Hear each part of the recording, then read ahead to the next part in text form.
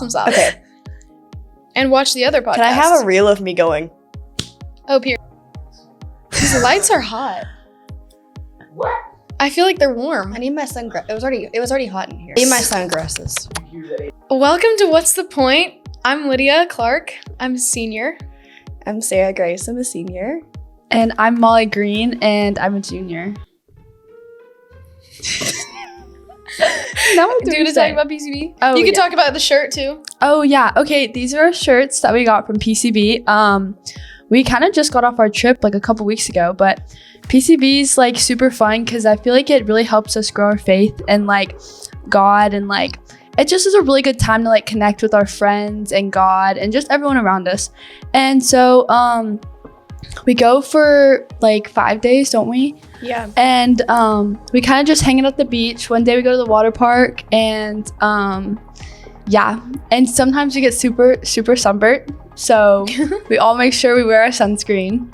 But yeah, I think PCB is good because you're kind of just like in a group with people that all share like the similar beliefs, and so like you just get to grow in your faith that way. Like it's really nice. Like one day the three of us were in the ocean, and like we just talked about like the talk that we heard from JC, and I think that's like one of the very few environments where you can talk about like your faith so openly and randomly, just like swimming in the ocean. Mhm. So I think that's good. This trip has helped me form so many lasting friendships. Like, I don't even realize how much this trip has molded it until I truly think back to freshman year. And my closest friends now are the ones that were in that cabin with me. Very Except true. with one notable exception. yeah, like my freshman year is where I met like all like I guess they were sophomores then, but like all my best friends now. And so it's just crazy. So these are me and Molly are wearing the shirts from our week at PCB, and the theme was "Won't He Do It?" And our speaker JC, not to be confused with Jesus Christ, talked about how like if you just like pray and just like give it all to God, like He's gonna get it done. Whether He answers your prayer or tells you to, you know, wait, or even if He says no, like He's gonna get it done. He's gonna be there for you. And another thing do you want to talk about this? Yeah, sorry. I'm a yapper. What really stuck out to me the whole week, he opened every day with saying, we're going to read the Bible, see what it says, and then put it into action. And that truly just stuck with me because a lot of the times you'll hear a verse and you'll analyze it and see what he's telling you to do, but then you'll walk out and not do what it's telling you to do. So through our talks, he gave us examples of acting out your faith and gave us examples from the Bible and then real life examples. And that just stuck with me the most because that's just a perspective I hadn't heard of a lot. And like that totally shifted our week, hearing like put it into action. Mm-hmm. And it allowed us to step out of our comfort zone. And that's what he was telling us to do the whole week. He said, if you get one thing from this, step out of your comfort zone and show your faith. And like from that, he would always say like get in the game being like the real world, and like show your faith through the real world. And he like kind of had us warm up to do that, and he had us all like get together and pray for each other, which was just like a really cool moment in the week because there's not many times where you can like just like sit with your friends and just pray over them, and it's just like a judgment-free zone, and it was just really cool to like be involved in that. One thing JC told us like this week, that what we learn here doesn't have to stay here, and something really impactful happened to us, and it really taught us to get in the game. And Sarah's gonna tell a story. So the whole week we were going for runs in the morning, just a way to clear our minds, get active, and get ready to hear what the Lord was gonna do that day.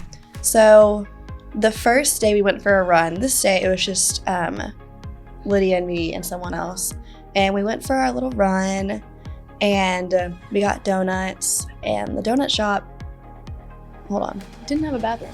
do I want to say that? We had to go to the bathroom. We had to go potty, and the donut shop did not have one. And so we were kind of walking back and we saw the supermarket and it looked a little sketch on the outside, but we had to go. So we went in and it was the cutest place ever. We just fell in love with it. People were so nice. There was a whole wall of fruit, and that started our tradition of doing a run, going to the supermarket, getting a pineapple, and then cutting up when we got back. So we did that every day, and our group gradually grew to more people. So the last day, we met someone, and it really taught us to get in the game. So we're kind of, it was like the big group of us. It was almost a mob. We were totally in the way. I can imagine the supermarket people were not happy with us. But we were kind of loitering around the checkout. Like, people had already bought their stuff. We were just waiting. We were just talking, being the teenagers that we are. And this man walked up, and you could tell that he was a local. Like, you see a Florida local, you know what they look like. It was a local. And he walked up to us, and we were all just kind of talking and laughing. And he was like, "Are you guys from Laguna Beach Christian Retreat?" That's where we stay for PCB. And we were like, "Yes, sir. Like, that's where we came from." And he was like, "I just love what you guys are doing. Like, y'all just spreading the word. It's just bringing so much joy to me. And, like, it just brings me so much hope. And, like, I just love to see it." And it just, like, and then he just waved and walked away. And, like, I was so, like, touched. Like, I got a little teary-eyed. And I was like, wow, that just, like, that means so much. That, like, there's other Christians out there, and, like, they're seeing what we're doing, and, like, it's making an impact, and it's making a difference. And so then, like, we got out in the parking lot. He kind of, like, waved to us, and he said something about, like, "I live in the little brown house with the black cat," and we were just kind of like, "What?" We're not gonna find that. Yeah, we were like, "What?" Like, he's a stranger. Like, we're not gonna pull up to his house. And it was just kind of strange. And he drove off, and he kept waving. Like, it was super sweet. It was super, like, wholesome. It wasn't weird or anything. And we're walking back to Laguna Beach, and right on the side of the road, right next to the supermarket, is a little brown house with a black cat. And we were like, "Oh my gosh, he wasn't lying. Like, he's right here. Like, that's so cute," or whatever. And so we got back to our small group, and I was just thinking, like, in the small group, I was like, well, okay, so our leader does poops and whoops, and so poop is like, what was the bad thing of your day, and whoop was like, what's the best thing? And I was like, the best thing of my day was that guy, like, spreading the joy of the Lord. Like, it just meant so much. Yeah. And so we're sitting in our small group, and I was like, you know what, like, we need to write him, like, a little thank you note, or, like, a little encouraging word. Like, it just meant so much. And so I just wrote him a little letter, and it was just like, we just want to say thank you for your encouraging words. Like, you know, never stop spreading joy, and, like, hope students will be praying for you. We didn't give our names or anything. We're not strange, but we were like, just thanks for what you're doing. Like, keep being encouraging, keep spreading joy, keep smiling, and stuff like that. And so that night, me and Molly and Sarah Grace, we were like, we'll just go put this letter in his mailbox, and, like, he'll just see it. Like, it'll be a little surprise. And so we walked to the little brown house with the black cat, and he was sitting on the porch. Mm-hmm. It was almost like he was waiting for us. And we went up to him, and we were like, "Hey, like, we just wanted to tell you how much that meant to us earlier. Like, it really just made our whole week." And we gave him the letter, and he read it, and he got all teary-eyed, and he was like, "You guys have no idea how much this means to me. Like, I'm going out tomorrow, and I'm buying a frame, and I'm gonna hang it up." And it was just, like, super special. Like, you could feel the Holy Spirit there watching over us. And so, like, that's just a tiny example of how, like, we spontaneously got in the game. Like, when you feel the Holy Spirit, like, you have to move, you have to do something. And I just think it's so special. And, like, if we go back next year and we see him, like, that would just be crazy. Mm-hmm. Ordinarily, I don't think any of us would have walked up and talked to a stranger. No. But that's just showing, like, the Holy Spirit, when he wants you to do something and needs you to do something, your comfort really doesn't matter. He's going to go like, okay, go talk to him. You know, step out of your comfort zone. Yeah, I definitely feel like normally I feel like that would just feel so weird. Like, if a stranger just came up to you and was, like, talking to you.